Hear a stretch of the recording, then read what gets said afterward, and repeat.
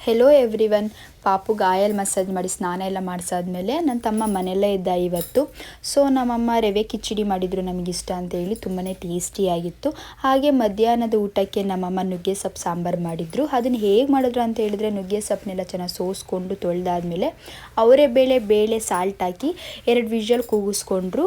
ಖಾರಕ್ಕೆ ಟೊಮ್ಯಾಟೊ, ಈರುಳ್ಳಿ, ಹಸಿಮೆಣ್ಸಿನ್ಕಾಯಿ, ಬೆಳ್ಳುಳ್ಳಿ, ಮೆಣಸು, ಜೀರಿಗೆ, ಕೊಬ್ಬರಿ ಇದನ್ನು ಚೆನ್ನಾಗಿ ಹುರ್ಕೊಂಡ್ಬಿಟ್ಟು ಸ್ವಲ್ಪ ಲೈಟಾಗಿ ಅದನ್ನು ಜಾರಿಗೆ ಹಾಕ್ಕೊಂಡು ಮತ್ತು ಬೇಯಿಸಿಟ್ಟ ಸೊಪ್ಪು ಸ್ವಲ್ಪ ಹಾಕ್ಕೊಂಡು ಚೆನ್ನಾಗಿ ಗ್ರೈಂಡ್ ಮಾಡಿಕೊಂಡ್ರು. ಒಂದು ಪ್ಯಾನಲ್ಲಿಗೆ ಆಯಲ್ಲು, ಸಾಸಿವೆ, ಕರಿಬೇವು ಸೊಪ್ಪು, ಬೆಳ್ಳುಳ್ಳಿನ ಗೆಜ್ಜಿ ಹಾಕ್ಕೊಂಡು ಒಗ್ಗರಣೆಗೆ ಅದಕ್ಕೆ ರುಬ್ಬಿಟ್ಟಿರೋ ಖಾರ ಹಾಕಿದ್ರು. ರುಬ್ಬಿಟ್ಟಿರೋ ಖಾರಕ್ಕೆ ನಾವು ಸೊಪ್ಪೇಸಿಟ್ಟಿರೋ ರಸನ ಚೆನ್ನಾಗಿ ಕುದ್ದಾದ್ಮೇಲೆ ರಸನ ಅದಕ್ಕೆ ಹುಯ್ದಾದ್ಮೇಲೆ ಚೆನ್ನಾಗಿ ಕುದಿಸಿದ್ರು. ಅದಕ್ಕೆ ಮೇಲೆ ಕೊತ್ತಂಬರಿ ಸೊಪ್ಪು ಮತ್ತು ಸಾಲ್ಟ್ ಹಾಕಿ ಚೆನ್ನಾಗಿ ಬೇಯಿಸಾದ್ಮೇಲೆ ಅದು ಬೆಂದಾದಮೇಲೆ ಅದಕ್ಕೆ ಸೊಪ್ಪಿನ ಪಲ್ಯ ಸಹ ಮಾಡಿದರು. ತುಂಬ ಟೇಸ್ಟಿಯಾಗಿತ್ತು. ಹಾಗೆ ನನ್ನ ತಮ್ಮ ಮನೇಲಿದ್ದರಿಂದ ನನಗೆ ಅಮೂಲ್ ಡಾರ್ಕ್ ಚಾಕ್ಲೇಟ್ ಶೇಕ್ ಇಷ್ಟ ಅಂತೇಳಿ ಅದನ್ನು ತಂದು ಕೊಟ್ಟಿದ್ದ. Thank you.